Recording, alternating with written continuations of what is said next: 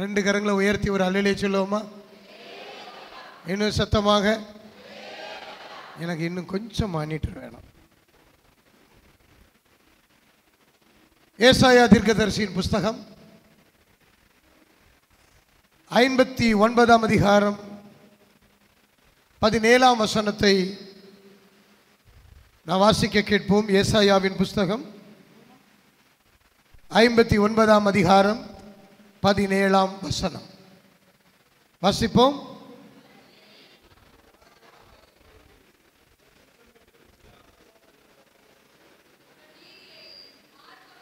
அவர் நீதியை மார்க்கவசமாக அணிந்து அவர் ரட்சிப்பென்னும் சீராவை தன் சிரசில் தரித்து நீதி சரிக்கட்டுதன் என்னும் வஸ்திரத்தை உடுத்து வைராக்கியத்தை சால்வையாக போர்த்தி கொண்டார்.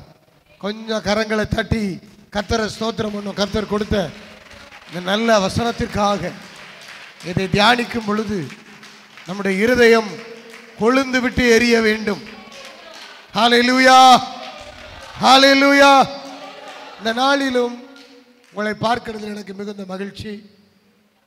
இன்னும் சில நாட்களுக்குள்ளாக ஒரு புதிய வருடத்துக்குள்ளே நான் பிரவேசிக்க போகிறோம். பக்கத்தில் கையை பிடிச்சி நல்லா குலுக்குங்க. என்ன நல்லா குலுக்கணும். நீங்கள் குலுக்கும் பொழுது அவங்க உடம்பே குலுங்கணும். குலுங்கின மாதிரி. எஸ், ஹல்லேலூயா. கர்த்தர் மகிமைப்படுவாராக. இந்த நாளிலும் அன்புக்குரியவர்களே, இந்த வசனத்தை நாம் தியானிக்க போகிறோம். கொஞ்சம் வீடியோ கவர் பண்ணுறவங்க எளிமை நின்றுக்கங்க. நான் கொஞ்சம் அசைவேன், திடீர்னு காணாமல் போயிடுவேன் கேமரா விட்டு. அதனால் ஒரு ஆள் நின்றுக்கிட்டே இருக்கணும் பிரசங்கம் முடியும். ஸ்தோத்திரம். ஆண்டவர் உங்களை ஆசீர்வதிப்பாராக. இப்பொழுது நாம் கர்த்தருடைய காரியத்தை தியானிக்க போகிறோம். தேவனுடைய வைராக்கியம். சொல்லுங்க, தேவனுடைய, எல்லாரும் சொல்லுங்க, தேவனுடைய வைராக்கியம். இன்றைக்கு இந்த கிறிஸ்துமஸ் பண்டிகை என்று சொல்லி நம்ம எல்லாரும் மகிழ்ச்சியோடு பாடி தேவனை ஆராதிக்கிறோம்.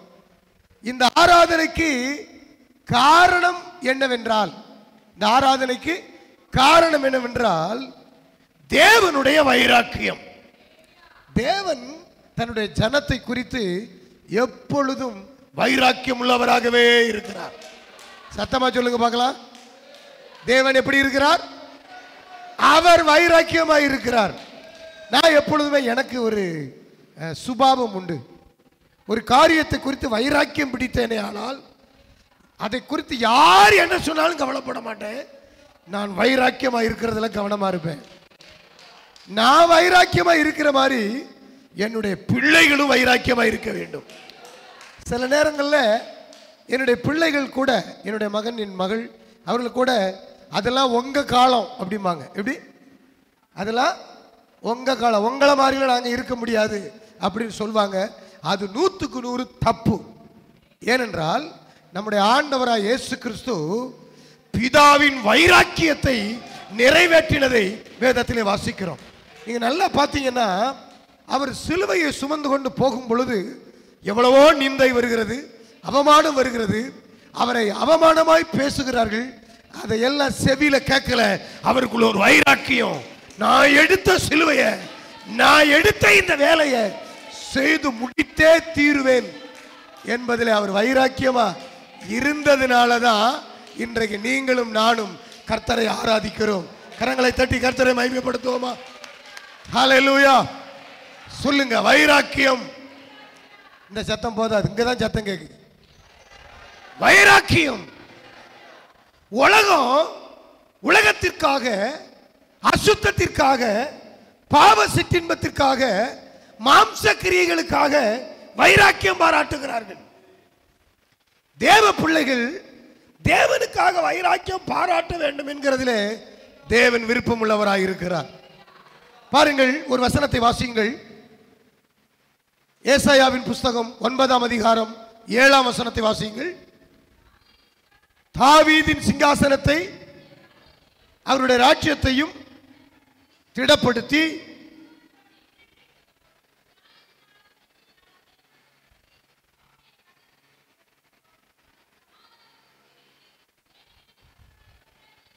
சேனைகளின் கர்த்தருடைய வைராக்கியம் இதை செய்யும். ஏமா தங்கம் அப்படியே எழும்புமா, இங்க வந்துரு. பைபிள் வாசிக்கிறவங்க பின்னால் போய் உட்கார்ந்துக்கிட்டு கூக்குரல் விடுகிற போல தெரியுது. எழுப்பிட்ட ஒரு செகண்ட்ல எழும்பணும், முன்ன வந்துடணும். பைபிள் வாசிக்காம இருக்கிறவங்க பின்னால போங்க.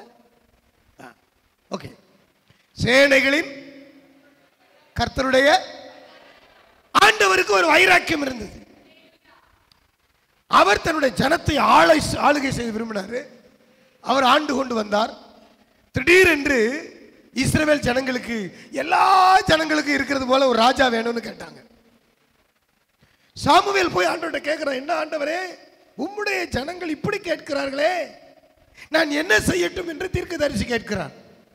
உடனே கர்த்தர் சொன்னாரு, அவர்கள் உன்னை தள்ளவில்லையப்பா, என்னை தள்ளிவிட்டார்கள். சரி, அவங்க கேட்கிறாங்க, ஒரு ராஜாவை கொடுத்துரு. அந்த ராஜாவுக்கு உள்ள பிரமாணத்தை கொடுத்தார். யாரை ராஜாவாய் தெரிந்து கொள்ள வேண்டும் என்றும் காட்டினார். ஆண்டவருடைய முதல் தெரிந்து கொள்ளுதல் சவுல். சவுலை தெரிந்து கொண்டார். சவுல் ஆண்டவருடைய இருதயத்துக்கு ஏற்றபடி இல்லை. ஆகையினாலே அவனை தள்ளிவிட்டு ஆண்டவர் என் இருதயத்துக்கு ஏற்றவன் என்று ஒருவனை கண்டுபிடித்தார். ஒரு அல்லேலூயா சொல்லுங்களேன்.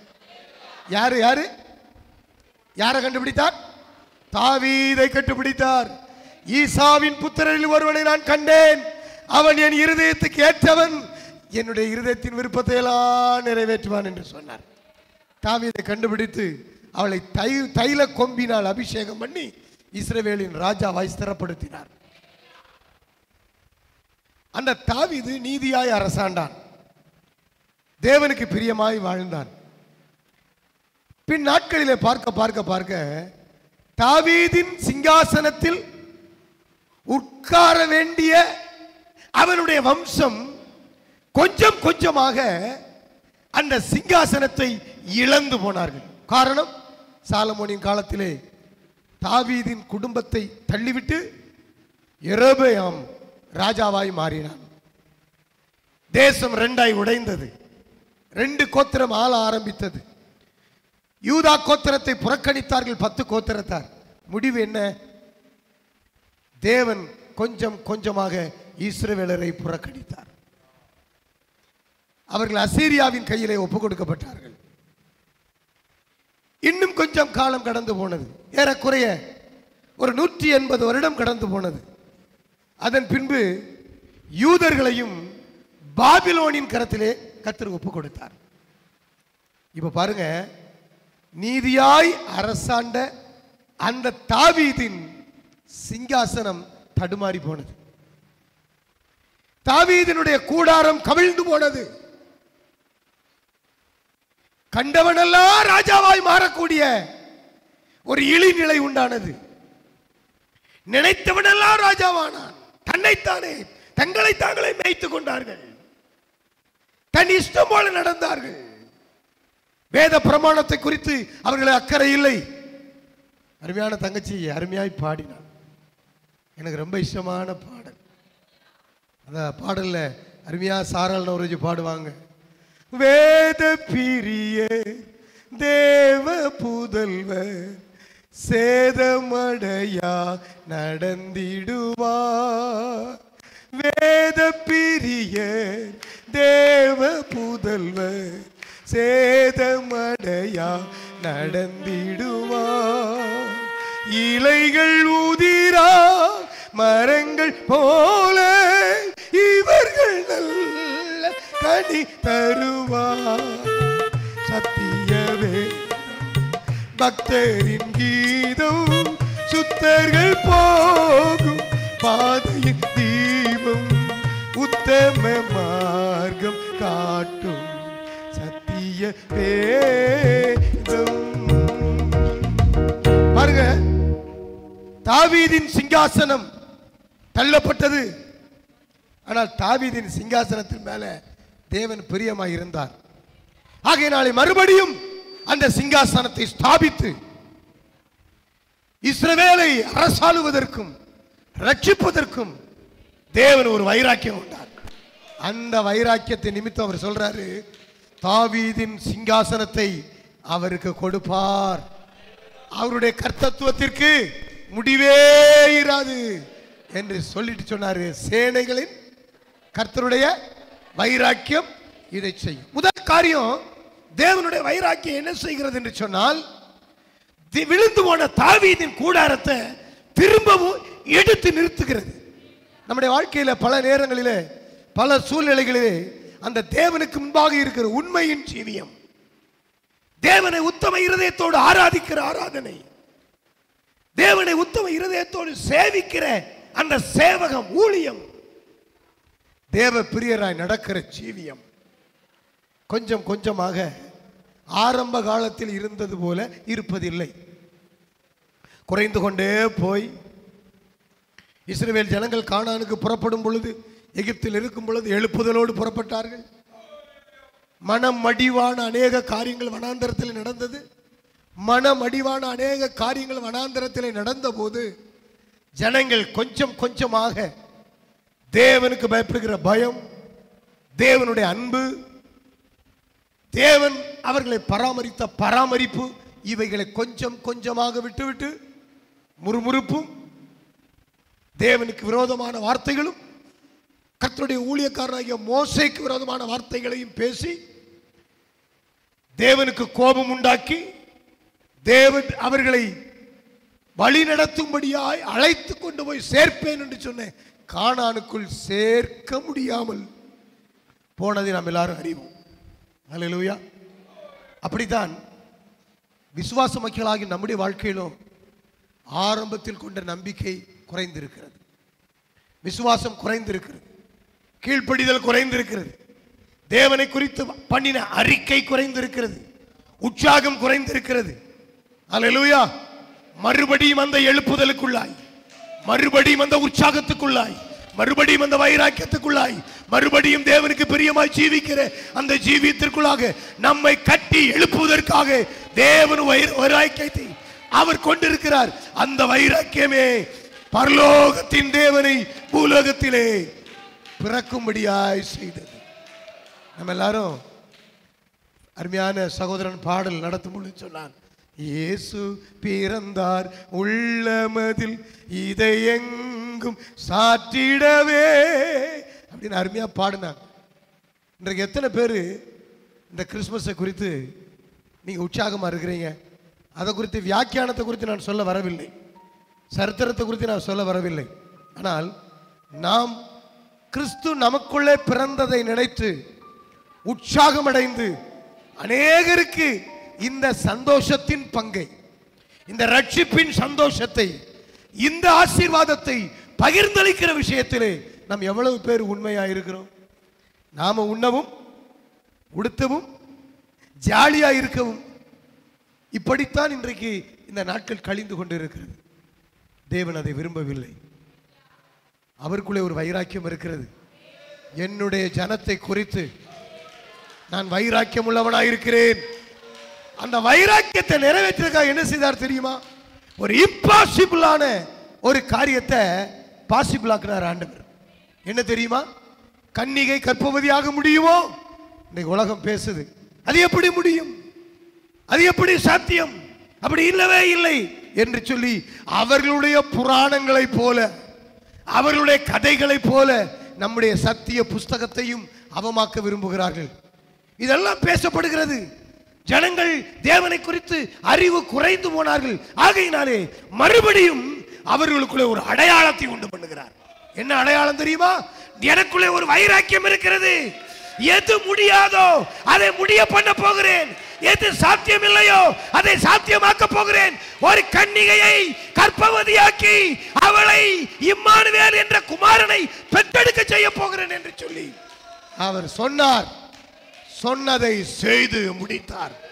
இன்றைக்கு உனக்கு சொல்லுகிறேன், உன்னுடைய வாழ்க்கையிலே கர்த்தர் உனக்கு சொன்னதை, உங்களுக்கு சொன்னதை, சபைக்கு சொன்னதை நிறைவேற்றுகிறதற்கு கொஞ்சம் கால தாமதம் ஆனது போல் இருக்கிறது.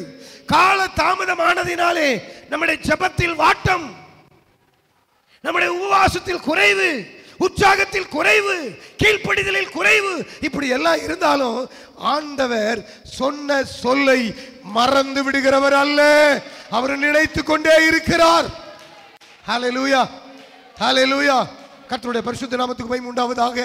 நம்முடைய ஆண்டவராகிய இயேசு கிறிஸ்து பிறப்பதற்கு 720 வருஷத்துக்கு முன்பாக சொல்லப்பட்ட ஏசாயாவின் தீர்க்க தரிசன வார்த்தையை 720 வருஷத்துக்கு பிறகு சொன்னபடியே நிறைவேற்றினது உண்மையானால் உனக்கு சொன்னதை, சபையே உனக்கு சொன்னதை அவை நிறைவேற்ற வல்லவராய் இருக்கிறார். அது உனக்கு இம்பாசிபிளா தெரியலாம். நீங்க நினைக்கலாம் அது எங்க நடக்க போகுது, அவ்வளவு பெருசா நடந்துருமா, அதெல்லாம் நம்ப முடியல சொல்லுவாங்க. ஆனா கர்த்தர் சொல்கிறார், அவர் சொல்லியும் வசனித்தும் நிறைவேற்றாது இருப்பார். சொல்லுங்கள வாயை திறந்து, சொல்லியும் இன்னும் சத்தமா எங்க கையெல்லாம் இருக்கா இல்லையா? கொஞ்சம் நல்லா உயர்த்துங்களேன், சொல்லுங்களேன். சொன்னதை செய்கிறவரா? சொன்னதை செய்யும் அளவும் கைவிட, அது மட்டும் பாடிரும். பாட்டுக்கு குறையே இல்லை, எங்க பார்த்தாலும் பாட்டு. உலகத்தில் கிறிஸ்தவ சமுதாயத்தை போல பாட்டு பாட எவனாலும் முடியாது, பாட்டு எழுதவும் இப்ப அது ஒரு பெரிய பிழைப்பாவே இருக்கிறது. பரவாயில்ல, ஆனால் பாடி பாடி நம்ம பொய் சொல்லக்கூடாது, விசுவாசிக்கணும். விசுவாசிக்கிறவனுக்கு எல்லாம் கூடும். பக்கத்தில் உள்ள கையை பிடிங்க. கர்த்தர் சொன்னதை இஸ்ரவேலுக்கு நிறைவேற்றினார். சொல்லுங்களேன், கர்த்தர் சத்தமா எனக்கு கேட்கணும். கர்த்தர் சொன்னதை இஸ்ரவேலுக்கு நிறைவேற்றினார். ஹல்லேலூயா. உனக்கும் நிறைவேற்றுவார். சொல்லுங்கள், உனக்கும் நிறைவேற்றுவார், எனக்கும் நிறைவேற்றுவார், சபைக்கு நிறைவேற்றுவார், உங்களுக்கு நிறைவேற்றுவார். அவர் சொன்னதை செய்யும் அளவு உன்னை விட்டு விலகவும் மாட்டார், உன்னை கைவிடவும் மாட்டார். அவர் உண்மையுள்ளவர். ஒருவேளை நான் நினைக்கலாம், ஆபிரகாமுக்கு 25 வருஷம், ஆபிரகாமுக்கு 25 வருஷம், இஸ்ரவேலுக்கு 720 வருஷம். உனக்கு எனக்கு சொல்றேன், இந்த வருட நாட்களிலே நம்முடைய கண்கள் காணும்படி வாக்குத்தத்தத்தை நிறைவேற்ற அவர் வைராக்கியமாயிருக்கிறார். சேனைகளின் கர்த்தருடைய வைராக்கியம் இதை செய்யும். சொல்லுங்கள் சொல்லுங்கள் சொல்லுங்கள், சேனைகளின் கர்த்தருடைய வைராக்கியம் எனக்கு சொன்னதை நிறைவேற்றும். எத்தனை பேர் விசுவாசிக்கிறீர்கள்? ஆமென், ஹல்லேலூயா. அவர் சொன்னதை செய்கிறவர், செய்து முடிக்கிறவர். முதலாவது சொல்றேன், சபையே, உன்னுடைய வாழ்க்கையில நீ துவண்டு போய் சோர்ந்து போய் தேவனை ஆராதிக்கிற விஷயத்தில், தேவனுக்கு ஊழியம் செய்கிற விஷயத்தில், தேவனுக்கு கொடுக்கிற விஷயத்தில் பின்தங்கி, தேவனுக்கு உண்மையாய் இருக்கிற விஷயத்தில் சோர்ந்து போய், நான் உண்மையாயிருந்த எண்ணத்தை கண்டேன், அக்கிரமம் பண்ணுகிறவன், போய் பேசுகிறவன், இவர்கள் எல்லாம் நன்றாக இருக்கிறார்கள், ஆனால் எனக்குத்தானே இப்படியெல்லாம் பிரச்சனை வருகிறது என்று சொல்லி நீங்கள் சோர்ந்து போயிருக்கலாம். ஆனால் கர்த்தர் சொன்னாரு, பூமியின் கடையாந்திரங்களை சிருஷ்டித்த அநாதி தேவன், அவர் இளைப்படைவதும் இல்லை, சோர்ந்து போவதும் இல்லை. இதை நீ அறியாயோ? இதை நீ கேள்விப்படவில்லையோ? இளைஞர்கள் இளைப்படைந்து சோர்ந்து போவார்கள், வாலிபரும் இடறி விடுவார்கள். கர்த்தருக்கு காத்திருக்கிறவர்களோ, ஹல்லேலூயா, கர்த்தருக்கு காத்திருக்கிறவர்கள் புது பலன் அடைந்து, புது பலன் அடைந்து. இன்றைக்கு உனக்கு ஒரு புது பலனை கர்த்தர் கொடுக்கிறார். உன் விசுவாச வாழ்க்கையிலே ஒரு புது பலனை கொடுக்கிறார். எத்தனை பேர் விசுவாசிக்கிறீர்கள்? கரங்களை தட்டி விசுவாசத்தோடு பெற்றுக் கொள்ளுங்கள். புதிய பலன், புதிய பலன், புதிய பலன், புதிய பலன், புதிய பலன். ஹல்லேலூயா.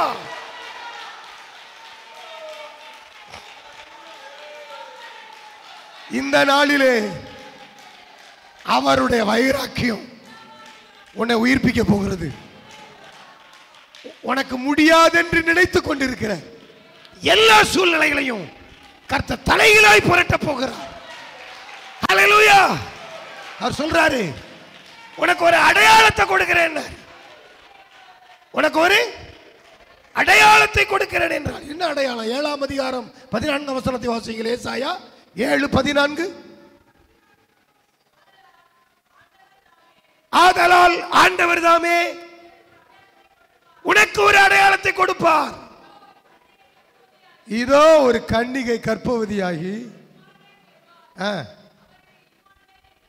2 கையை உயர்த்தி அல்லேலூயா சொல்லுங்களேன். கவனிங்க, நம்பிக்கையே இழந்து துவண்டு தேவனுடைய கிரியைகளை பார்க்க முடியாமல் கண்டதே காட்சி கொண்டதே கோலம் என்ற நிலையிலே இருந்த இஸ்ரவேலுக்கு, அதுவும் 1ஆம் அதிகாரம் சொல்லுகிறபடி இடுக்கமாய் ஈனப்படுத்தப்பட்ட கலிலேயா, மிக கேவலமாய் நடத்தப்பட்ட கலிலேயா, அற்பமாய் எண்ணப்பட்ட கலிலேயா. உங்களுக்கு சொல்லுகிறேன், கர்த்தர் உங்களுக்கு வாக்குத்தத்தம் கொடுத்து தரிசனம் கொடுத்து அது ஏற்ற நேரத்தில் நிறைவேறதுனால உன் தேவன் எங்கே என்று பரியாசம் பண்ணுகிற கூட்டம் நம்மளை பார்க்குது. கடந்த நாளில் ஒரு கூட்டத்தில் நான் பேசிக் கொண்டிருந்தேன். என்னுடைய ஃபெலோஷிப்பினுடைய டெப்டி பிரசிடென்ட் திடீரென்று ஒரு வார்த்தை சொன்னார். எனக்கு அது ஆழமாய் காயப்பட்டது. ஒரு ப்ரோக்ராமை பற்றி நான் ஷெட்யூல் பண்ணி கொண்டு இருக்கும் பொழுது அவர் சொன்னார், பாஸ்டர் முதலாவது ஒரு இடத்தை வாங்க பாருங்க பாஸ்டர், அப்புறம் ஷெட்யூல் போடலான்னாரு. ஆனால் ஒன்று சொல்கிறேன், இடத்த வாங்கி பில்டிங் கட்டவங்களுக்கு இருக்கிற உற்சாகத்தை காட்டிலும் ஏன் உற்சாகம் இது வரைக்கும் குறைஞ்சி போகலை. எனக்கு உற்சாகம் குறைந்து போகலை. ஏனென்றால் நான் நம்புகிறது அவராலே வரும். நான் நம்புகிறது அவராலே வரும். நான் நம்புகிறது அவராலே வரும். உடனே நான் ஆண்டவரிடத்தில் வந்து கேட்டேன், என்ன ஆண்டவரே? அவர் என்னை ரொம்ப நேசிக்கிறவர். அவர் சொல்லுவார், இவர் செக்ரட்டரி ஆன பிறகுதான் நம்ம ஃபெல்லோஷிப் நல்லா இருக்குன்னு சொல்ற என்னை உற்சாகப்படுத்துகிற மனுஷன் அந்த வார்த்தையை சொன்னார். அப்போ தான் கர்த்தர் சொன்னார், அப்பா ஆபிரகாமுக்கு நான் தாமதிச்சதுக்கு காரணம் அவனை பெரிய ஜாதி ஆக்குவதற்கு. சத்தமா சொல்லுங்களேன். இஸ்ரவேலுக்கு வாக்குத்தத்தம் வந்து 760 வருஷம் அது நிறைவேற தாமதித்திருக்கும் என்று சொன்னால் காரணம் என்ன தெரியுமா? அந்த அதிசயம், அந்த அடையாளம் இஸ்ரவேலுக்கு மட்டுமல்ல, முழு உலகத்துக்கும் ரட்சிப்பை வருவதற்காக தேவன் தாமதித்தார். இன்றைக்கு சொல்லுறேன், உனக்கு உண்டாயிருக்கிற தாமதம் ஒரு பெரிய ஆசீர்வாதத்திற்கு உன்னை நடத்த போகிறது. எத்தனை பேர் விசுவாசிக்கிறீர்கள்? ஹல்லேலூயா, ஹல்லேலூயா. பக்கத்தில் உள்ளவங்களை பார்த்து நல்ல கையை குலுக்கி, உனக்கு உண்டாயிருக்கிற தாமதம் ஒரு பெரிய ரட்சிப்பை கொடுக்க போகிறது. ஆமென். நல்ல நல்ல கையை தட்டுங்களே, நல்ல கரங்களை தட்டி கர்த்தரை மகிமைப்படுத்துவோம். ஹல்லேலூயா. ஓகே. இரண்டாவதாக அவர் வைராக்கியம் கொண்டார். ஏசாயா தீர்க்கதரிசியின் புஸ்தகம் 37ஆம் அதிகாரம், ஏசாயாவின் புஸ்தகம் 37, 31, 32 வாசியுங்கள். யூதா வம்சத்தாரில் தப்பி மீந்திருக்கிறவர்கள் மறுபடியும் கீழே வேர் பற்றி மேலே கனி கொடுப்பார்கள். மீதியாயிருக்கிறவர்கள் எருசலேமிலும், தப்பினவர்கள் சீயோன் மலையிலும்.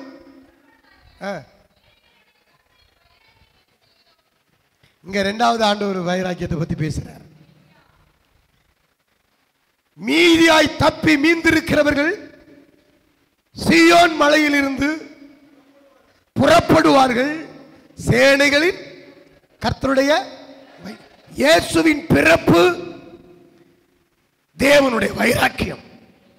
ஹல்லேலூயா, ஹல்லேலூயா. இயேசுவின் பிறப்பு தேவனுடைய வைராக்கியமானால் அந்த வைராக்கியத்திற்காக ஆண்டவர் ஒரு சால்வையை போத்திக்கிட்டு இருக்கிறாராம்.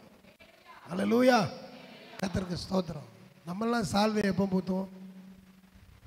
குளிர் வருது. ஆனால் ஆண்டவர் ஏன் சால்வையை போர்த்திருக்கிறாரா? அவருடைய வைராக்கியத்தை அப்படி அடக்குவதற்காக, அவருடைய வைராக்கியத்தை அடக்கி வைப்பதற்காக. ஹல்லேலூயா. நமக்கெல்லாம் வைராக்கியம் வந்து அப்படியே முறுக்கு ஏறும். அவரும் முறுக்கு ஏறி தான் இருக்கிறாரு. அவர் கையை நீட்டுனாருன்னா இந்த பூமி இல்லாமல் போயிடும். அதனால அந்த வைராக்கியத்தை உனக்கு செய்வதற்காக, உன்னை கொண்டு அவருடைய சித்தத்தை நிறைவேற்றுவதற்காக அவர் வைராக்கியத்தை சால்வையாய் போர்த்து கொண்டு இருக்கிறார். அவர் சொல்றாரு, சேனைகளின் கர்த்தர் வைராக்கியம் இதை செய்யும். இரண்டாவது அவருடைய வைராக்கியம் என்ன செய்கிறது? தப்பி மீந்திருக்கிறவர்கள். பார்த்தீங்கன்னா இந்த மழை வெள்ளத்தில் பல கிராமங்கள் அழிந்து போனதாக சொல்லுகிறார்கள். சிலர் தப்பி மீந்து ஓடி வந்தால் ரெஸ்கியூ ஃபோர்ஸ் போய் போட்டில் எல்லாம் கூட்டிகிட்டு வரதை பார்க்குறோம். அவர் வந்து பெருமூச்சு விட்டு அப்பா தப்பிச்சிட்டோம், நல்ல வேலை வந்தாங்க என்றெல்லாம் நன்றி உணர்வோடு பார்க்கிறதை பார்க்கிறோம். இங்கே ஆண்டவர் சொல்றாரு, இஸ்ரவேல் ஜனங்கள் நடுவில் நான் என் வைராக்கியத்தை காட்டப் போகிறேன். என்ன வைராக்கியம் என்றால், முதலாவது இந்த ஜனங்கள் இடுக்கமாக ஈனப்படுத்தப்பட்டு டிப்ரெஸ் ஆகி சோர்ந்து போய் தேவனுடைய கிரியைகளை நடப்பிக்க முடியாமல் ஜெபத்திலும் தபத்திலும் வேத தியானத்திலும் ஊழியத்திலும் உற்சாகத்திலும் சபை ஐக்கியத்திலும் குறைவுபட்டு துவண்டு போனவர்களை ஆண்டவர் தட்டி எழுப்பி மறுபடியும் நிமிர்ந்து நிற்கும்படியாக வைராக்கியம் கொண்டார். ஹல்லேலூயா, ஹல்லேலூயா, கர்த்தருக்கு ஸ்தோத்திரம். இரண்டாவது எப்படி வைராக்கியம் கொள்றார்னா, இஸ்ரவேல் ஜனங்கள் அசீரியாவுக்கு பிடிபட்டு போனார்கள். யூத ஜனங்கள் பாபிலோனுக்கு சிறைப்பட்டு போனார்கள். போன 2 சாம்ராஜ்யங்களும் இவர்களை ஒடுக்கி சிறுமைப்படுத்தி குறைந்து போக பண்ணினார்கள். ஒரு பெருங்கூட்டம் இப்ப குறைஞ்சு போச்சு. தப்பிச்சு பிழைச்சா போதும், தப்பிக்கிறதுக்கு வழி இருக்கிறதா என்றால், அசீரியா ராஜா சாம்ராஜ்யம் முடிந்த பிறகு பாபிலோன் எழும்புகிறது. பாபிலோன் முடிந்த பின்பு மேதியர்கள் எழும்புகிறார்கள், பெர்சியர்கள் எழும்புகிறார்கள். இப்படி சாம்ராஜ்யங்கள் அவர்களை அடிமைப்படுத்தி இனி எழும்பவே முடியாது என்ற ஒரு நிலை. நிந்தனைகள், அவமானங்கள், சுற்றிலும் இருக்கிற ஜாதிகள் நடுவிலே இவர்களை குறித்த தவறான கண்ணோட்டங்கள், இனி இவர்கள் எழும்பவே முடியாது. இப்ப கூட அதான் நடக்குதுல்ல, இஸ்ரவேலை உண்டு இல்லைன்னு ஆக்கிடுவோன்ட்டு அரபு நாடுகள் எல்லாம் எழும்பி யுத்தங்களை ஏறெடுக்கிறதை பார்க்கிறோம். அல்லேலூயா, அல்லேலூயா. நேபுகாத்து நேச்சார ஆண்டவர் தான் சக்கரவர்த்தியா மாத்தினார். நேபுகாத்து நேச்சாரை கொண்டு யூதர்களுக்கு பாடத்தை கற்பிக்க வேண்டும் என்பதற்காக யூதர்கள் அவர்கள் கையில ஒப்பு கொடுத்தது யாருதான்? யாருதான்? தேவன் தான். ஆனா அதே நேபுகாத்து நேச்சார் கொஞ்சம் கொம்பு முளைச்ச பிறகு, கொஞ்சம் அவனுடைய ராஜ்யபாரம் ஸ்திரப்பட்ட பின்பு உடனே புத்தி பேதலிக்கிறான். ஒரு பெரிய சிலையை செய்கிறான். பொன்னாலான ஒரு பெரிய சிலையை செய்து 60 முழ உயரம் 6 முழ அகலமுள்ள ஒரு பெரிய சிலையை செய்து பிரதிஷ்டையை உண்டாக்கி எல்லாருக்கும் ஒரு தாக்கீது அனுப்புகிறான். என்ன தாக்கீது அனுப்புகிறான்? இந்த பிரதிஷ்டையை, இந்த சிலையை நான் பிரதிஷ்டை பண்ணும் பொழுது அத்தனை பேரும் முகம் கூப்புற என்ன செய்யணும்? சிலையை வணங்கணும். ஆனால் அவர்கள் நடுவில் இருந்த யூதர்கள் ஒரு 3 பேர் வணங்கவில்லை. நேபுகாத்நேச்சார் கேட்கிறான், சாத்ராக் மேஷாக் ஆபேத்நேகோ என்பவர்களே, நீங்கள் நான் நிறுத்தின இந்த பொற்சிலையை நீங்கள் வணங்காமல் இருந்து மெய்தானா? சரி போகட்டும், இன்னொரு சான்ஸ் தரேன். இனி நடக்கிற இந்த நேரத்தில் நீங்கள் வணங்காமல் போனால் இந்த அக்கினி சூளையிலே போடப்படுவீர்கள். அதற்கு இவர்கள் சொன்னார்கள், அந்த வார்த்தையை சொல்லிட்டு அடுத்த வார்த்தையை ஒன்று சொன்னா பாருங்க, உங்களை என் கையிலிருந்து தப்புவிக்க போகிற தேவன் யார்? இவனை ராஜாவாக்குனது அந்த தேவன் தான். இவனை சக்கரவர்த்தி ஆக்குனது அந்த தேவன் தான். பூமியின் குடிகளை எல்லாம் அவனுக்கு கீழ்ப்படுத்தினது இந்த தேவன் தான். அந்த தேவனுடைய பிள்ளைகளை பார்த்து கேட்கிறார், உங்களை என் கரத்தில் இருந்து தப்புவிக்கிறவன் யார்? இன்றைக்கு இந்த உலகத்தில் நம்முடைய தேவனை போல சர்வ வல்லவர் யாரும் கிடையாது. நம்முடைய தேவனை போல கண்மலை யாரும் கிடையாது. உயர்ந்தவர், சிறந்தவர், வல்லவர். ஹல்லேலூயா. அவருக்கு ஒப்பானவர் யாரும் கிடையாது. இது தெரியும், இது ஜனங்களுக்கு தெரியும். ஆனாலும் வம்புக்குன்னு நம்மளை அப்படியே கொஞ்சம் ஆழம் பார்க்கிறது, அப்படியே விட்டு பார்க்கிறது ஆழம். நம்முடைய தேவன் அமைதியாக தான் இருப்பார். அவர் வைராக்கியம் கொண்டுட்டார்னா சாம்ராஜ்யங்கள் அழி. அசீரியா ராஜாவை எழுப்பினது யாரு? தேவன் எழுப்பினார். தேவன் தான் எழுப்பி இஸ்ரவேலுக்கு விரோதமாய் கொண்டு வந்தார். அந்த அசீரியா ராஜாவை சனகரிப்பு சொல்றான், எசேக்கியா சொல்றத நம்பாத, கர்த்தர் உங்களை ரட்சிப்பார் சொல்றத நம்பாத. அசீரிய ராஜாவை சேவிப்பதற்கு வாங்க, உங்களுக்கு பாலும் தேனும் ஓடுகிற இந்த தேசத்துக்கு ஒப்பான இன்னொரு தேசத்தை நான் தருவேன்னு சொன்னான். கர்த்தர் சொன்னார், அவன் சொல்றதை பத்தி கவலைப்படாத, செத்த முகமாய் திரும்ப பண்ணுவேன் என்றார். ராஜ்யங்களை கவிழ்க்கிறவர் அவர், ராஜாக்களை தள்ளுகிறவர் அவர். இப்ப நம்ம சுற்றிலும் இருக்கிற ஜனங்களுக்குள் நாம பரியாசமும் சக்கந்தமும் நிந்தையும் அவமானத்தை போல இருக்கிறோம். நம்மளை அற்பமா பார்க்குறாங்க, நம்மளை அற்பமா பார்க்குறாங்க. வேலை ஸ்தலத்தில் நம்ம அற்பமாய் பார்க்கிறார்கள். நம்முடைய உண்மை, நம்முடைய உத்தமம், நம்முடைய அமைதி, தேவனுக்கு பிரியமான இந்த ஜீவியம் எல்லாம் அவர்களை பிடிக்கிறதில்லை. துன்மார்க்கர்களுக்கு நம்மளை கண்டா பிடிப்பதில்லை, அக்கிரமக்காரர்கள் நம்மளை கண்டா பிடிப்பதில்லை. பல விதங்களிலே நம்மை ஒடுக்குகிறார்கள், சிறுமைப்படுத்துகிறார்கள்.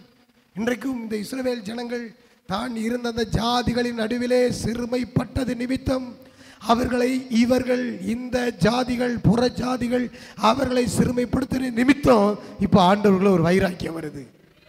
என்னுடைய ஜனத்தை நான் தான் உனக்கு கொடுத்தேன், ஆனா அதை நீ அறியாம. அல்லேலூயா. உங்களுக்கு ஒன்று சொல்லட்டுமா, உங்களை யாரு கனம் பண்றாங்களோ கர்த்தர் அவனை கனம் பண்ணுவார். உன்னை எவனாவது கனவீனப்படுத்தினானா அவனை தரட்டி கட்டா மாத்துவார். எத்தனை பேர் விசுவாசிக்கிறீங்க? நீங்க வேலை பார்க்கறது பிரைவேட் கன்சர்னா இருக்கலாம், ஒரு சாதாரண வேலையா இருக்கலாம், ஒரு சிப்பந்தி வேலையா இருக்கலாம். நீங்க வேலை பார்க்கிற இடத்துல உங்களை அவமானப்படுத்த நினைக்கிறவங்க, சிறுமப்படுத்த நினைக்கிறவங்களின் நிமித்தம் தேவனுக்கு ஒரு வைராக்கியம் வரும். அந்த இடத்திலே உன் தலையை உயர்த்துவதற்கு தேவன் வல்லவராய் இருக்கிறார். என்ன நடந்தது தெரியுமா? சாத்ராக், மேஷாக், ஆபேத்நேகோ என்பவர்களை தேவன் பெரியவராய் விளங்கினார். அக்கினி சோலைக்குள்ள வந்து உலாவினார். அல்லேலூயா. அக்கினி சோலைக்குள்ள என்ன நடந்தது? உங்களை என் கையிலே இருந்து தப்புவிக்கிற தேவன் யார் என்று கேட்ட அந்த நேபுகாத்நேச்சார் முகங்குப்புற விழுறான். சாத்ராக், மேஷாக், ஆபேத்நேகோ என்பவர்களை தேவனே தேவன் என்கிறார். இப்ப ஆண்டவர் சொல்றாரு, இந்த ஜனங்களின் நடுவிலே, இந்த ஜாதிகளின் நடுவிலே, இந்த சமுதாயத்தின் நடுவிலே நாம் கிறிஸ்தவன் என்கிறது நிமித்தம், அதுவும் கடைசி கால எழுப்புதல் சபையின் விசுவாசி என்கிறது நிமித்தம் நீங்கள் அற்பமாய் எண்ணப்படுவீர்கள் என்றால் கர்த்தருடைய ஆவியானவர் சொல்கிறார், நான் உனக்காக வைராக்கியம் கொள்ள போகிறேன். ஜாதிகளின் நடுவிலே உன் தலையை உயர்த்த போகிறேன். ஜனங்களின் நடுவிலே உன் பேரை பெருமைப்படுத்த போகிறேன். விசுவாசிக்கிறீங்களா? கரங்களை தட்டி தேவனை துதியுங்கள். இன்றைக்கு நீங்கள் சிறுமைப்பட்டு இருக்கலாம், உன்னை பெருமைப்படுத்துகிற தேவன் அவன். ஹல்லேலூயா. பக்கத்துல பார்த்து லேசா சிரிங்களே, ரொம்ப சீரியஸா இருக்கிறீங்க. நம்மை பெருமைப்படுத்த போகிறார். நீங்க பீத்தக்கூடாது, அவர் உங்களை பீற்றுவார். நீங்க பீத்தக்கூடாது. உங்க குலப்பெருமை, உங்க கோத்திர பெருமை, உங்க படிப்பு பெருமை, உங்க பண பெருமை, வேற என்னென்ன பெருமைலாம் இருக்கோ அதெல்லாம் மூட்டை கட்டி குப்பையில போடுங்க. கர்த்தர் உங்களை பெருமைப்படுத்துவார். அந்த நாள் நெருங்கி வருகிறது. ஒருவேளை இதுவரை நீங்கள் சிறுமைப்படுத்தப்பட்டிருக்கலாம், இதுவரை அவமானப்படுத்தப்பட்டிருக்கலாம், இதுவரை நிந்திக்கப்பட்டிருக்கலாம். இன்றைக்கு கர்த்தருடைய ஆவியானவர் சொல்லுகிறார், உன் பேரை பெருமைப்படுத்துவதற்கு கர்த்தர் உன்னை ஆசீர்வதிக்க போகிறார். நீ பட்ட மரத்தை போல் இருக்கலாம், ஆனால் கீழே வேர்பற்ற போகிறாய், துளிர்விட போகிறாய், பூத்து காய்த்து பலனால் நிரம்ப போகிறாய். இதை சேனைகளின் கர்த்தருடைய வைராக்கியம் இதை செய்யும். ஹல்லேலூயா. பக்கத்தில் உள்ள கையை பிடிங்க. பாவம், இவர் தனியா இருக்கிறார். எழும்புங்க பிரதர், வாங்க பிரதர். கர்த்தருக்கு ஸ்தோத்திரம். நீங்கள் பட்ட மரம் அல்ல. சொல்லுங்க, நீங்க பட்ட மரம் அல்ல. கர்த்தர் உங்களை வேர்விட செய்வார், உங்களை துளிர்விட செய்வார், உங்களை கனி கொடுக்க செய்வார், பூத்து காய்த்து பலனால் நிரம்ப செய்வார். ஹல்லேலூயா. கரங்களை தட்டி கர்த்தரை மகிமைப்படுத்துவோமா? ஹல்லேலூயா. விசுவாசிக்கிறீங்களா? விசுவாசிக்கிறவனுக்கு எல்லாம் கூடும். சேனைகளின் கர்த்தருடைய வைராக்கியம் இதை செய்யும். இன்றைக்கு ஜாலியா புது ஆடையை உடுத்திக் கொண்டு மகிழ்ச்சியோடு வீட்டிலே போய் பிரியாணி சாப்பிட்டு சந்தோஷமாய் படுத்து தூங்கிவிட்டு பேர் கிறிஸ்தவர்கள் சினிமா தியேட்டருக்கும் உல்லாச விடுதிகளுக்கும் ஜாலியா ஃப்ரெண்ட்ஸை கூட்டிக் கொண்டு பார்க்குக்கும் பீச்சுக்கும் போகிற அந்த பழக்கம் உனக்கு இருக்கக்கூடாது. கர்த்தர் உன்னை வேறு விட செய்கிறார். கர்த்தர் உன்னை துளிர் விட செய்கிறார். நீ பட்ட மரம் அல்ல. சொல்லுங்க, கையை உயர்த்துங்க. நான் பட்ட மரம் அல்ல, நான் பூத்து காய்த்து குலுங்குவேன், பலனால் நிரப்புவேன். என் குடும்பம் ஆசீர்வதிக்கப்படும், என் சமுதாயம் ஆசீர்வதிக்கப்படும். என்னை உயர்த்துவார். கரங்களை தட்டி கரங்களை தட்டி கர்த்தருக்கு ஸ்தோத்திரம் செலுத்துவோம். ஹல்லேலூயா, ஹல்லேலூயா, ஆமென். டைம் ஆயிட்டு. நிறைய எழுதிட்டு வந்திருக்கிறேன், ஆனால் வேகமாக சொல்லிடுறேன். இன்னொரு காரியத்தை தேவன் வைராக்கி வைத்திருக்கிறார். என்ன தெரியுமா? உங்களை ஆசீர்வாதமாய் மாற்றுகிறது மட்டுமல்ல. முதலாவது சொன்னேன், இழந்து போன உற்சாகம், விழுந்து போன தாவீதின் கூடாரத்தை நான் திரும்ப எடுத்து கட்டுவேன் வைராக்கியமாய். அதற்காக என்னுடைய குமாரனை அபிஷேகம் பண்ணி வைத்திருக்கிறேன். இயேசு கிறிஸ்துவை அதற்காகத்தான் பிதாவானவர் அபிஷேகம் பண்ணினார். இயேசு கிறிஸ்துவை அதற்காகத்தான் இந்த பூமியிலே அனுப்பினார். இயேசு கிறிஸ்துவை அதற்காகத்தான் சிலுவையிலும் ஒப்பு கொடுத்தார். ரெண்டு கையை உயர்த்தி அல்லேலூயா சொல்லுவோமா? ஆகையினாலே நீங்க சோர்ந்து போக வேண்டாம். கர்த்தர் உங்களுக்கு சொன்ன தரிசனம், கொடுத்த வாக்குத்தத்தம் கண்டிப்பா நிறைவேறும். அவர் வைராக்கியமாய் இருக்கிறார். இரண்டாவது சொன்னேன், உங்களை புறஜாதிகள், உங்களை சுற்றிலும் இருக்கிறவர்கள் உங்களை அற்பமாய் பார்க்கிறது நிமித்தம், உங்களை அவமானப்படுத்துகிற நிமித்தம், நீ நம்பிக்கையற்றவன் என்று சொல்லி, நீ ஆளற்றவன், நீ ஒரு அனாதை, உனக்கு உதவி செய்ய யாருமே இல்லை, உன் அடிச்சாயா வேண்டா காப்பான் என்று கேட்கிற ஜனங்கள் நடுவிலே கர்த்தர் சொல்றாரு, நான் இருக்கிறேன். சேனைகளின் கர்த்தருடைய வைராக்கியம் இதை செய்யும். ஹல்லேலூயா, ஹல்லேலூயா. மூன்றாவது ஆண்டவர் சொல்றாரு, ஒரு வசனத்தை வாசிங்க.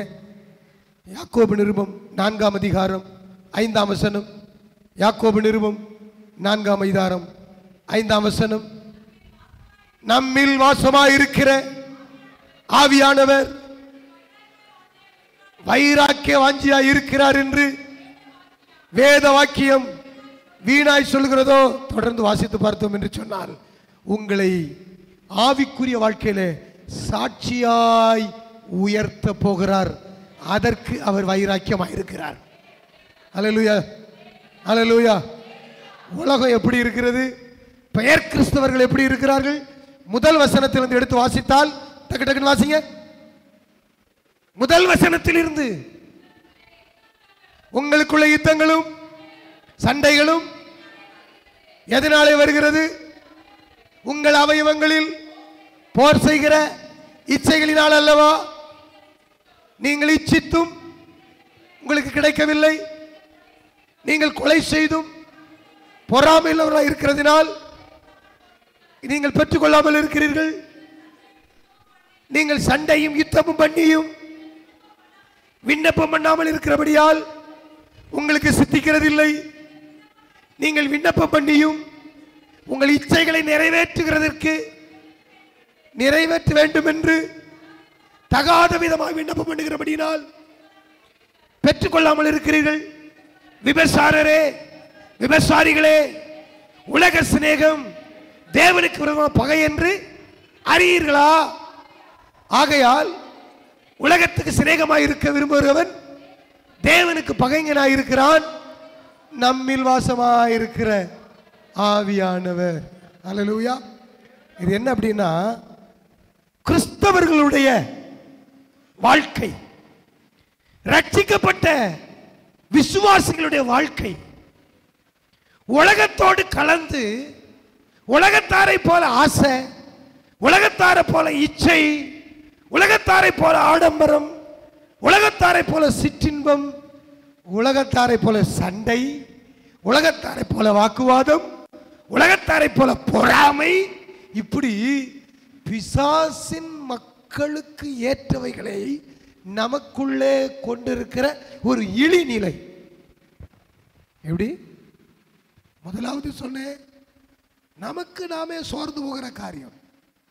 மூன்றாவது சொல்கிறேன், சுற்றுப்புறத்தில் இருக்க ஜனங்களை பார்த்து அவர்களை போல நம்ம மாற்றிக்கொண்டு உலகத்துக்கு ஒத்த வேஷம் தரிக்கிற ஒரு நிலை. ஆனால் உங்களை என்னையும் ஆண்டவர் அதற்காக அழைக்கவில்லை. அதற்காக நம்முடைய அழைப்பு பரிசுத்தமான அழைப்பு. நல்ல கையை உயர்த்தி சொல்லுங்க, என்னுடைய அழைப்பு பரிசுத்தமான அழைப்பு. ஆமென். நீங்கள் பரிசுத்தவான்களாக இருக்க வேண்டும் என்பது தேவனுடைய சித்தமாக இருக்கிறது. உங்களுடைய ஜெபத்துக்கு பதில் உண்டு. அவர்கள் கூப்பிடுவார்கள், நான் இருக்கிறேன் என்று பதில் கொடுப்பேன் என்று சொன்ன ஆண்டவர் சொல்றாரு. நீங்க கேட்டும் கிடைக்கல, விண்ணப்பம் பண்ணியும் தகாத விதமாக விண்ணப்பம் பண்றீங்க. கர்த்தருடைய இருதயத்துக்கு ஏற்ற விண்ணப்பம் அல்ல, இருதயத்துக்கு ஏற்ற ஜெப வாழ்க்கை அல்ல. உலகத்தாரை போல நாம் மாறிவிடுகிறோம். இன்றைக்கு ஒரு பண்டிகை என்று சொல்லி நாம் கொண்டாடுகிற ஒரு நாள். நாம் உலகத்துக்கு ஒத்த வேஷத்தை தரித்தால் அது தேவனுக்கு எவ்வளவு வேதனை உண்டாக்கும். இப்போ ஆண்டவர் சொல்றாரு, உங்களை நான் அதுக்காக அழைக்கல. நான் உலகத்தான் அல்லாதது போல நீங்களும் உலகத்தான் அல்ல.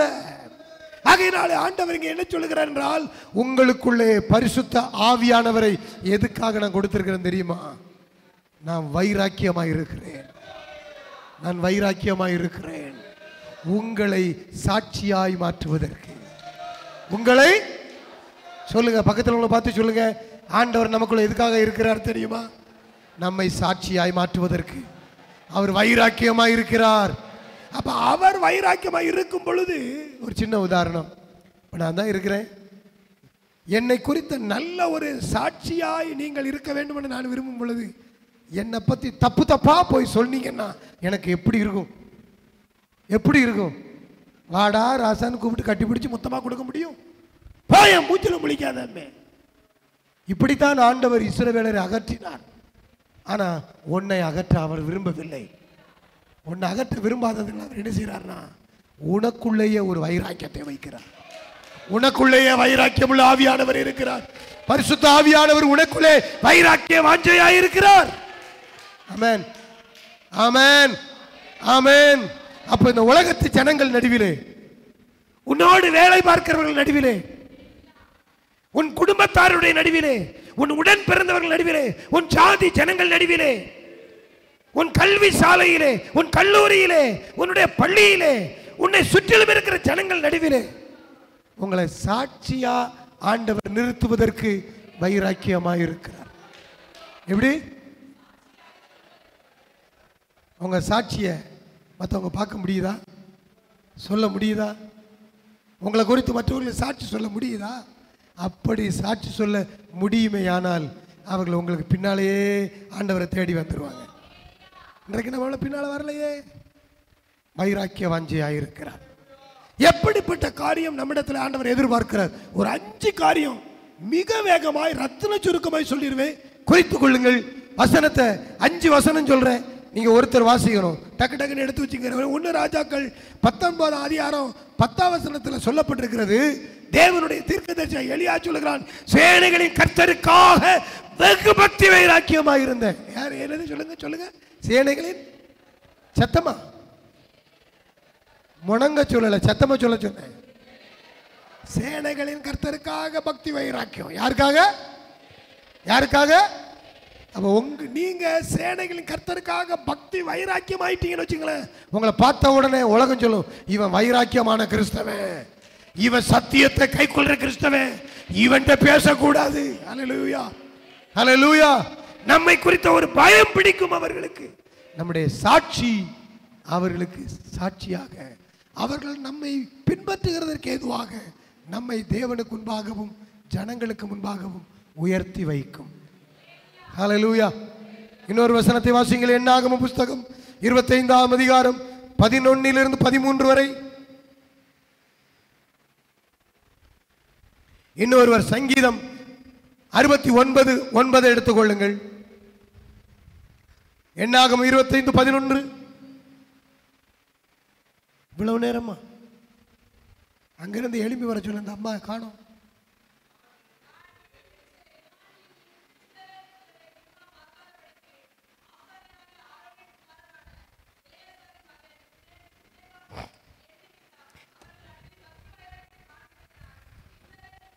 நல்லா கவனிங்க. இஸ்ரவேல் ஜனங்கள் மீதியானியரோடு பாவம் செய்து அசுத்தத்தில் விழுந்து போனார்கள். விபச்சார பாவத்தில் விழுந்து போனார்கள். பாவத்தில் விழுந்து போனார்கள். இஸ்ரவேல் சபைக்குள்ளே தேவனுடைய வாதை உண்டானது. ஜனங்கள் பாவம் செய்தார்கள். அதை பார்த்துவிட்டு நீக்கு போக்காய் போகிறவர் அல்ல, வாதையை அனுப்பினார். 23,000 பேர் அங்கே மரித்து போனார்கள். இதை பார்த்து கொண்டிருக்கிறான். கர்த்தருக்கு ஸ்தோத்திரம். தேவனுடைய மனுஷனாகிய பினகாஸ், எலியாசாரின் மகன், அவன் எழும்புகிறான். ஒரு ஈட்டியை எடுத்துக்கொண்டு போய் பாவம் செய்து கொண்டிருக்கிறதானே அந்த மீதியானியருடைய ஸ்திரீயையும் அந்த புருஷனையும் ஒரே குத்தாய் குத்தி கொலை செய்கிறான். கர்த்தர் வாதையை நிறுத்தினார். அல்லேலூயா. சபையே, ஆண்டவரிடத்தில் கேட்க, முதலாவது நீங்க ஒவ்வொருவரும் கர்த்தருக்கு வைராக்கியமா இருக்கணும். சத்தமா? யாருக்கு? கர்த்தருக்கு வைராக்கியமா இருக்கணும். இரண்டாவது, சபைக்காக வைராக்கியமா இருக்கணும். எதுக்காக? சபைக்காக. சபை பேருக்காக அல்ல. சபை, தேவ தரிசனம், தேவனுடைய சித்தம், இவைகளுக்காக வைராக்கியம் கொள்ளணும். சபைக்குள்ள வாதை வருகிறது, சபைக்குள்ள பிரச்சனை வருகிறது, சபைக்குள்ள குழப்பம் வருகிறது, சபைக்குள்ள தேவ கோபம் வருகிறது. அதை நிறுத்துவதற்கு என்ன செய்வது? பரிசுத்தம் இல்லாமல் கர்த்தருக்கு முன்பாக நிற்க முடியாது என்று இந்த தேவ மனுஷனாகிய பினகாஸ் அறிந்தபடினாலே அவன் தேவ வைராக்கியம் கொண்டான். அவன் கர்த்தருக்காக வைராக்கியம் கொண்டு சபையை பாதுகாப்பதற்காக வெறி கொண்டு போனான். பாருங்க, ஒரே குத்தா குத்தி நியாய தீர்ப்பு கொடுத்தான். கர்த்தர் சொன்னாரு, அந்த பினகாசின் நிமித்தம் வாதையை நிறுத்தினேன். விசுவாச மக்களே, நம்ம ஒவ்வொருவரும் பரிசுத்தத்துக்காக வைராக்கியம் கொள்ளணும். சத்தமா சொல்லுங்கள, வாயை திறந்து. எதுக்கு? எதுக்கு வைராக்கியம் கொள்ளணும்? பரிசுத்த. சபைக்குள்ள பாவத்தை வரவிடக்கூடாது. ஒருத்தன் பாவம் செய்தாலும் கஞ்சாடையா போகக்கூடாது. அந்த பாவம் உன்னை பிடிச்சுக்கணும். அந்த பாவம் உன்னை பிடிக்கும். அந்த வாதை உனக்கு வரும். ஹல்லேலூயா. எப்படி போகும் என்று தெரியாது. தேவ கோபம் இஸ்ரவேலுக்கு நடுவிலே பற்றி எரிந்தது. பற்றி எரிந்தது. பாவம் செய்கிற ஆத்துமாவே சாகும் என்று சொன்ன அதே தேவன் ஒரு சில பேர் செய்த பாவத்திற்காக சபையிலே வாதை உண்டானது. புரிந்து கொள்ளுங்கள். சபைக்காக வைராக்கியம் கொள்ளணும். கொஞ்சம் வலது கரத்தை உயரத்துக்கு பார்ப்போம். வலது கரத்தை உயரத்துக்கு பார்ப்போன்னு இன்னும் சில பேர் தலையை கவிழ்ந்து கிடக்காங்க பாருங்க. ஐயா, கருப்பு சட்டை, தலையை உயர்த்துக்கு ஐயா. சோதரம். சபைக்காக என்ன செய்யணும்? வைராக்கியம் கொள்ளணும். சபையில் கூட்டங்களுக்காக, சபையின் ஆராதனைக்காக, உபவாச ஜபங்களுக்காக, ஹல்லேலூயா, சத்தியத்துக்காக வைராக்கியம் கொள்ள வேண்டும். சபையை யாராயிலும் இழுக்கை உண்டு பண்ணுகிறவர்களாக, சபையில் உள்ள ஊழியக்காரனுக்கு விரோதமாக, விசுவாச மக்களுக்கு விரோதமாக, பரிசுத்தத்துக்கு விரோதமாக, தேவனுடைய பிரமாணங்களுக்கு விரோதமாக, சபையின் ஒழுங்குகளுக்கு விரோதமாக எழும்புகிறவனுக்கு நீதியை சரி கட்டுகிற ஒரு வைராக்கியம் உங்களுக்குள்ள இருக்கணும். ஆனா இந்த காலத்தில் என்ன தெரியுமா? பெரிய அக்கிரமம் பண்ணியிருப்பான். சபையில பெரிய அக்கிரமம் பண்ணியிருப்பான். ஆனா அவனுக்கும் வக்காலத்து வாங்குற ஆட்கள் இருப்பாங்க. அவனுக்கும் அவன் அநியாயம் பண்ணிட்டு அக்கிரமம் பண்ணிட்டு சபையை விட்டு வெளியே போயிருப்பான்.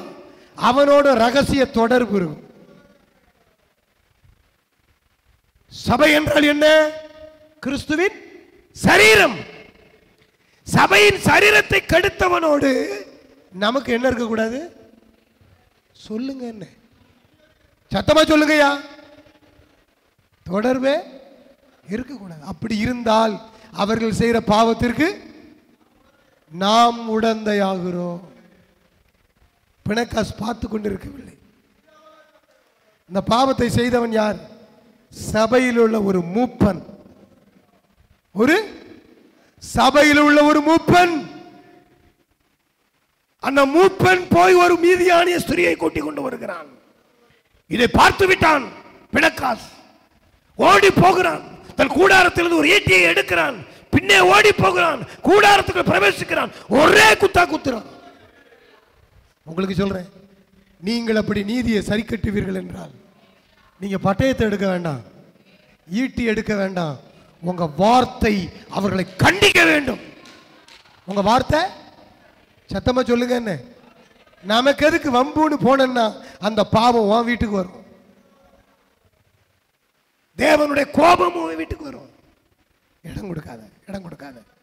முதல்ல சொன்னேன் தேவனுக்காக வைராக்கியம்.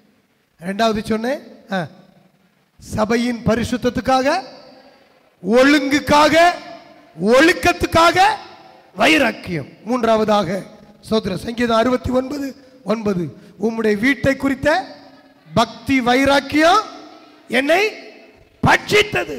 தேவனுடைய வீட்டின் ஒழுங்குகள், சபையின் ஒழுங்குகள் என்று இருக்கிறது. தேவனுடைய வீட்டின் ஒழுங்குகள். நம்ம வீட்டில் எல்லாம் ஒழுங்கும் கிரமமாக இருக்கணும். நம்ம வீட்டை பார்த்தீங்கன்னா ரொம்ப கிரமமாக வச்சுருப்போம்.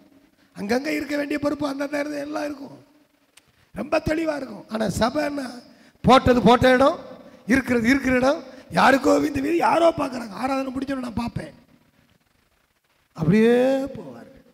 அப்படியே ஒருத்தர் ஒருத்தர் பார்ப்பார்கள், பேசுவார்கள், சந்தோஷமாக போவார்கள். அங்கே கிடக்கிற ஜாமான்கள் அப்படியே கிடக்கும், பொருட்கள் நாசமாகும். இன்னும் சொல்ல போனால் சில விசுவாசிகள் புதுசாக வருவாங்க, அந்த ஜனங்களை இவங்க கண்டுக்கிடுறதே கிடையாது. நான் உண்டு, என் வேலை உண்டு. ஆனால் இங்கே சொல்லப்பட்டிருக்கிறது தேவனுடைய ஆலயம் வியாபார வீடாய் மாறக்கூடாது. Business centre. நம்முடைய பிசினஸை இங்கே நிறைவேற்றுறதுக்கு அல்ல, இங்கே தேவ சித்தத்தை நிறைவேற்றுகிறதற்கு. அல்லேலூயா. தேவனுடைய வீட்டை குறித்து ஒரு பக்தி வைராக்கியம் இருக்கணும். அந்த வைராக்கியம் பட்சித்ததுனால தான் இயேசுநாதர் வந்து தேவ ஆலயத்துக்குள் பிரவேசித்து காசுக்காரருடைய பலகைகளை கவிழ்த்து புறாவிக்கிறவர்களை கூண்டையெல்லாம் திறந்து எல்லாத்தையும் தூக்கிட்டு ஓடுங்கடா, என்னுடைய பிதாவின் வீடு எல்லா ஜனங்களுக்கும் ஜெப வீடு. தேவனுடைய வீடு என்ன வீடு? அங்க என்ன நடக்கணும்? ஜெபம் நடக்கணும். நான் கேட்கிறேன், சபையில ஜெபம் நடக்கும் பொழுது, தேவனுடைய வீட்டில் ஜெபம் நடக்கும் பொழுது நீங்க எங்க இருக்கிறீங்க? ஆகாமிய கூடாரத்தில். சபையிலே கூட்டம் நடக்கும் பொழுது, ஆராதனை நடக்கும் பொழுது, உபவாச ஜெபங்கள் நடக்கும் பொழுது, ஆலோசனை கூட்டங்கள் நடக்கும் பொழுது எங்கே இருக்கிறோம்? அது நம்முடைய வேலை இல்லை என்று போகிறோம். ஆனால் இங்க சொல்றாரு, அந்த வீட்டின் ஒழுங்குகளை குறித்த ஒரு வைராக்கியம் வரணும். தீமோத்தேயு நிருபத்தில் சொல்லப்பட்டிருக்கிறது, 2 தீமோத்தேயு 3ஆம் அதிகாரத்தில், தாமதிப்பேனாகில் தேவனுடைய வீட்டை குறித்து நீங்கள் விசாரிக்க வேண்டிய காரியத்தில் கவனமாயிருங்க. அந்த வீடு ஜீவனுடைய தேவனுடைய ஆலயமாயும் பரிசுத்த சபையாகவும் இருக்கிறது. அல்லேலூயா. அப்ப சபையை குறித்து நீங்க விசாரிக்கணும், தேவனுடைய ஆலயத்தை குறித்து விசாரிக்கணும். என் வீடு பாழா கிடக்கும் பொழுது நீ மச்சிப்பா உன வீட்டில் இருக்கிய, இது நியாயமா அப்படின்னு ஆகாய் தீர்க்கதரிசனத்தின் மூலம் கேட்கிறாரு. ஆனால் இன்றைக்கு அதை குறித்த அறிவும் அக்கறையும் அநேகருக்கு இல்லை. கர்த்தருடைய வீட்டை குறித்து உங்களுக்கு என்ன உணர்வு இருக்கிறது? கர்த்தருடைய வீட்டை நாம் கட்டினால் அவர் நம்முடைய வீட்டை கட்டுவார். ஒருத்தவன் நினைச்சாங்க, என் ஆண்டவருடைய ஆலயத்தை நான் கட்டணுமே, கூடாரத்துக்குள்ள இருக்குது, திரைச்சீலைக்குள்ள பெட்டி இருக்குது, நான் மச்சிப்பாவன வீட்டில் இருக்கிறேனே அப்படின்னு தான் சொன்னான். கர்த்தர் சொன்னாரு, கவலைப்படாதப்பா, ஒரு பெரிய ஆலயத்தை கட்டுவதற்கு உன்னுடைய குமாரன் மூலமாய் செய்வேன். சந்ததியை ஆசீர்வதித்தார், நித்திய உடன்படிக்கையை ஏற்படுத்தினார். கர்த்தருடைய வீட்டை குறித்த பக்தி வைராக்கியம் நமக்கு இருக்கணும். அல்லேலூயா. சோத்திரம். உங்க வீடு ஆகாமிய கூடாரம், கர்த்தருடைய வீடு தேவனுடைய ஆலயம். அல்லேலூயா. 4ஆவதாக ஒரு வைராக்கியம் நமக்கு தேவை. ஸ்தோத்திரம். சங்கீதம் 119 135. சங்கீதம் 119 135 வாசியுங்கள்.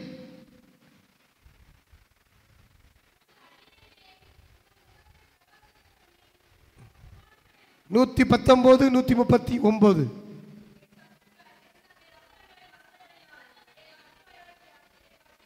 உம்முடைய சத்தியத்தை கை கொள்ளாதபடியினாலே, உம்முடைய சத்தியத்தை குறித்த வைராக்கியம் என்னை ஒரு அலையிலே சொல்லுவோமா? சத்தியத்தை குறித்து வைராக்கியம் இருக்கணும். கண்டதெல்லாம் சத்தியம் அல்ல.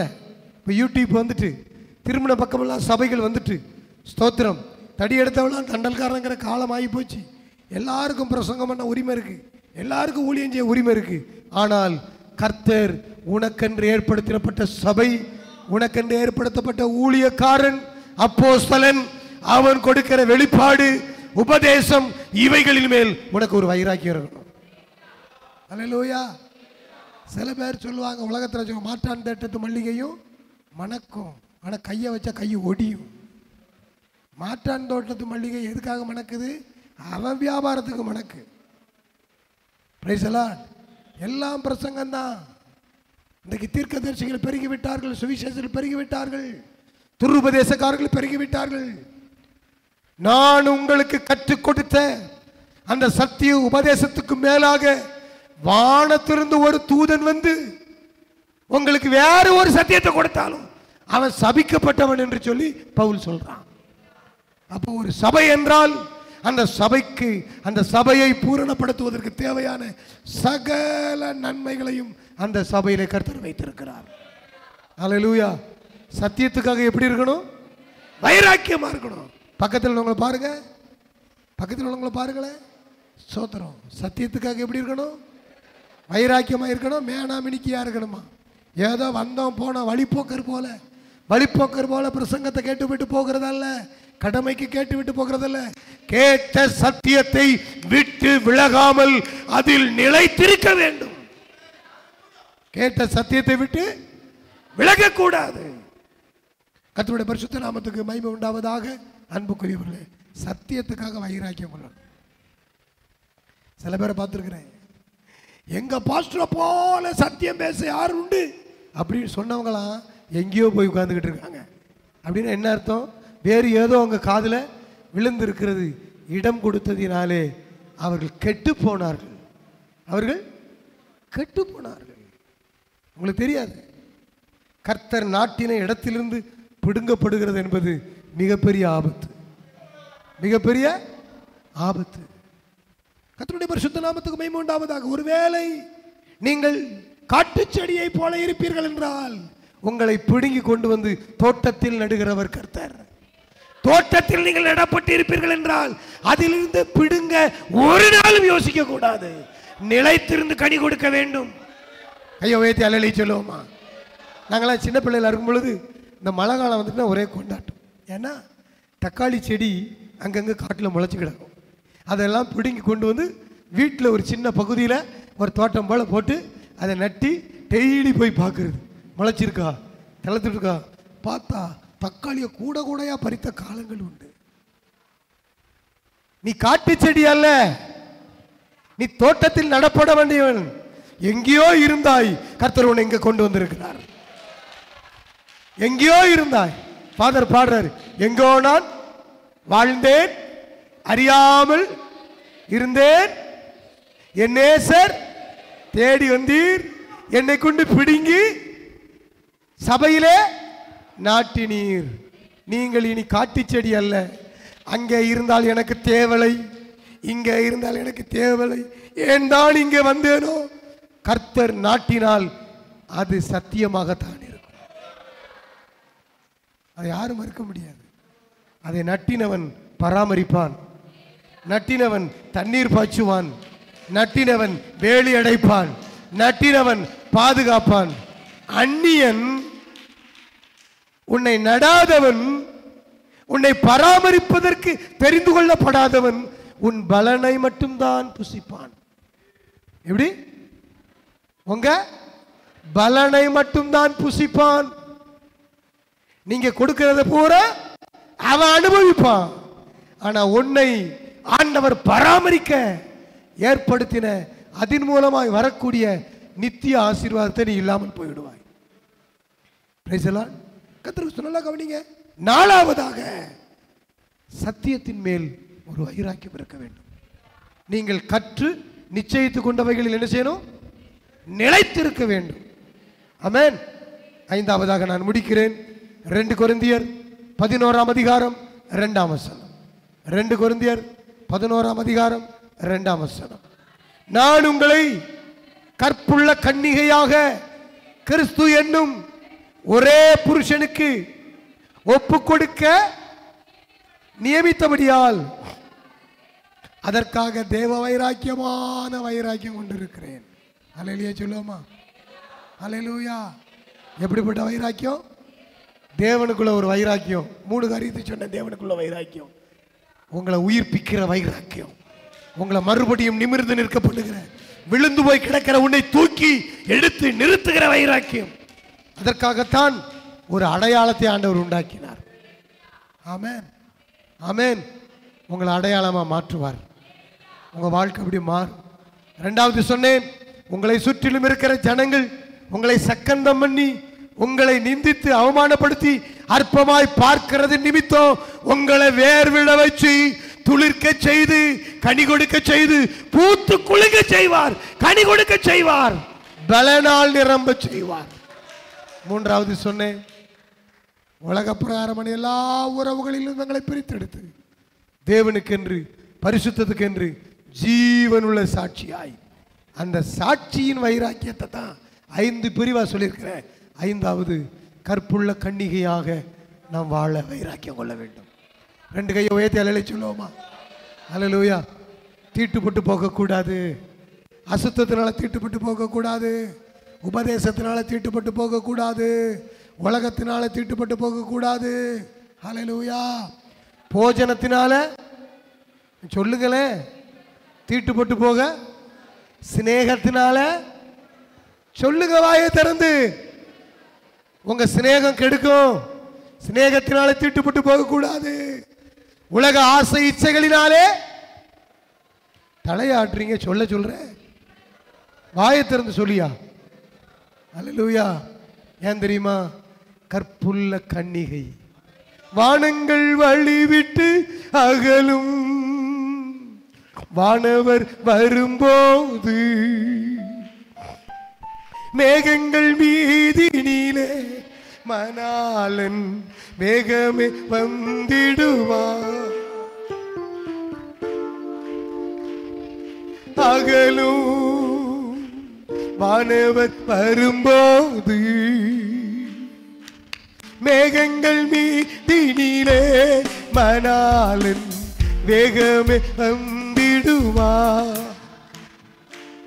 கோடானு கோடி தூதரோடு கர்த்தரை தரிசிப்பேனே, கோடானு கோடி தூதரோடு கர்த்தரை தரிசிப்பேனே. கண்கொள்ள காட்சியதே, கண்கொள்ள காட்சியதே.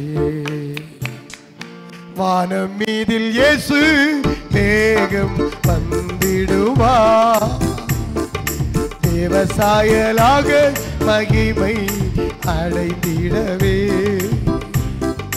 பரிசுத்த பரிசுத்த காத்திடுவோம், பரம சந்திக்க நிறைந்திடுவோம். பரிசுத்தம் பரிசுத்தம் காத்திடுவோம், பரமனை சந்திக்க நிறைந்திடுவோம். பரிசுத்தம் பரிசுத்தம்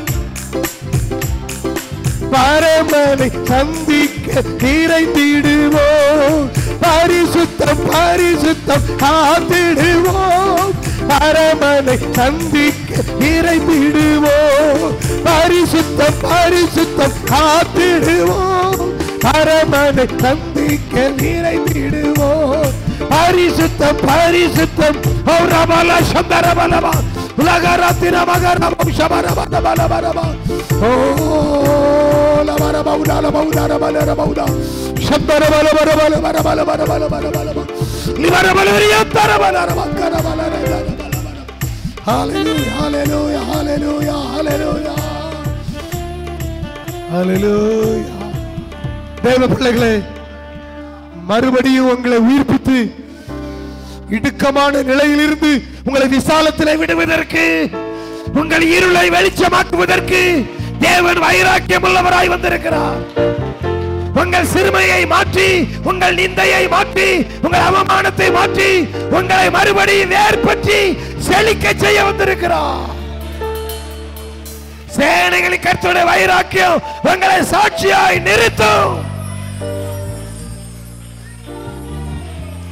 எந்தெந்த விஷயத்திலாம் நீங்க குறைவுபட்டு போயிருந்தீங்களோ, எந்தெந்த விஷயத்திலாம் ஆண்டவரே என்னை சீர்படுத்தும் என்று கேட்டீர்களோ, கர்த்தருடைய வைராக்கியம் அதை செய்யும். தேவனுடைய வைராக்கியம் அதை செய்யும். பரிசுத்த அக்கினி, தேவனுடைய வைராக்கியத்தினாலே தேவனுடைய அக்கினி சபையை பற்றிக் கொள்ளட்டும். பற்றிக் கொள்ளட்டும் அப்பா, பற்றிக் கொள்ளட்டும். சேனைகளின் கர்த்தருக்காக வைராக்கியமாயிருந்த எலியாவை போல, சபையின் பரிசுத்தத்துக்காக வைராக்கியமாயிருந்த பினகாசை போல, தேவனுடைய சபைக்காக, தேவனுடைய ஆலயத்தை குறித்து பக்தி வைராக்கியம் இருந்த தாவீதை போல, கற்புள்ள கன்னிகையாய் சபையை தேவனிடத்தில் ஒப்புக் கொடுப்பதற்கு, கர்த்தருடைய வருகைக்கு ஆயத்தப்படுத்துவதற்கு, கற்புள்ள கன்னிகையாய் ஒப்பு கொடுப்பதற்கு வைராக்கியம் கொண்ட பவுலை போல கர்த்தருடைய வல்லமை நம்மேல் இறங்கட்டும், இறங்கட்டும், இறங்கட்டும், இறங்கட்டும், இறங்கட்டும், இறங்கட்டும், இறங்கட்டும். Yes yes yes yes yes yes yes ஹalleluya. தேவ வைராக்கியம், தேவ வைராக்கியம், தேவ வைராக்கியம் ஒவ்வொரு பிள்ளைகளையும் பற்றிக் கொள்ளட்டும், ஒவ்வொரு பிள்ளைகளையும் பற்றிக் கொள்ளட்டும். எஸ் லார்ட், தேவனுடைய வைராக்கியம் பற்றிக் கொள்ளட்டும். இந்த கிறிஸ்துமஸ் பண்டிகை என்று நாங்கள் எங்கள் வைராக்கியத்தை வளர்த்துக் கொள்ளட்டும் ஆண்டவரே. இனி நாங்கள் அசட்டைக்காரர்களாய் அல்ல, அற்பமானவர்களாய் அல்ல, வைராக்கியம் உள்ளவர்களாய் ஜாதி ஜனங்களின் நடுவிலே எங்கள் பேரை பெருமைப்படுத்துகிற எங்கள் ஆண்டவர் எங்களோடு இருக்கிறீர். எங்களுக்கு சொன்னதை நிறைவேற்ற போகிறதற்காக உமக்கு ஸ்தோத்திரம். அவர் சொன்னதை செய்யும் அளவும் உன்னை விட்டு விலகவும் மாட்டார், உன்னை கைவிடவும் மாட்டார். விசுவாசிக்கிறவர்கள் கரங்களை தட்டி கர்த்தரை ஸ்தோத்திரிப்போம். Thank you Lord. Yes Lord. Yes Lord. எங்கள் நல்ல பிதாவே, எங்களோடு பேசின உடைய நல் விசேஷங்களுக்காக உம்மை துதிக்கிறோம். நீங்க வைராக்கியமா இருக்கிறீங்க ஆண்டவரே. எங்களை குறித்து உங்களுக்கு வைராக்கியம் இருக்குது. எங்களை வாழ வைக்கணும், எங்களை உயர்த்தணும், எங்களை கனப்படுத்தணும். ஜாதிகளின் நடுவிலே, இந்த பட்டணத்தின் நடுவிலே, தேசத்தின் நடுவிலே நாங்கள் உயர்ந்திருக்கணும், சிறந்திருக்கணும். அதுதான் உங்க நேப்பம் நாயக்கம், அதுதான் உம்முடைய தரிசனம், அதுதான் உம்முடைய விருப்பம் ஆண்டவரே. அதே வைராக்கியத்தை நாங்களும் பெற்றுக்கொண்டு உமக்கென்று வைராக்கியம் பாராட்ட, பரிசுத்தத்துக்காக வைராக்கியம் பாராட்ட, கர்த்தருடைய வருகைக்காக எங்களை ஆயத்தப்படுத்திக் கொள்ள, சத்தியத்துக்காக வைராக்கியம் பாராட்ட எங்கள் ஒவ்வொருவருக்கு கிருபையை தாங்கப்பா. இந்த பண்டிகை நாளிலே இந்த வார்த்தை எங்களை ஆழமாய் பதிந்து விடட்டும், எங்கள் வாழ்க்கை சாட்சியாய் மாறட்டும். ஆசீர்வதித்தருளும், பெரிய காரியங்களை செய்யும். அதற்கு ஒவ்வொரு பிள்ளைகளையும் வாழ்த்தி ஆசீர்வதிக்கிறேன். இன்னும் சில நாட்களுக்குள்ளே புதிய வருடத்துக்குள்ளே பிரவேசிக்க போகிறோம். எங்களை ஆயத்தப்படுத்தும், வாக்குத்தத்தத்தை நினைவு கூர்ந்தருளும், ஆசீர்வதியும். இயேசுவின் நாமத்தில் பிதாவே, ஆமென், ஆமென். என் ஆத்துமாவே கர்த்தரை ஸ்தோத்திரி, உலகமே பரிசுத்த நாமத்தை ஸ்தோத்திரி. என் ஆத்துமாவே கர்த்தரை ஸ்தோத்திரி, கர்த்தர் செய்த சகல வாரங்களை மறவாதே. ஆமென். நம்முடைய கர்த்தராக இருக்கிற இயேசு கிறிஸ்துவின் கிருபையும், பிதாவாகிய தேவனுடைய அன்பும், பரிசுத்தாவினுடைய சிநேகம், ஐக்கியமும், காவலும், வழிநடத்துதலும் தேவ வைராக்கியத்துக்குள்ளே நம்மை நடத்தி நித்தியம் வரை காப்பதாக. ஆமென், ஆமென். ஹல்லேலூயா, ஹல்லேலூயா, ஹல்லேலூயா.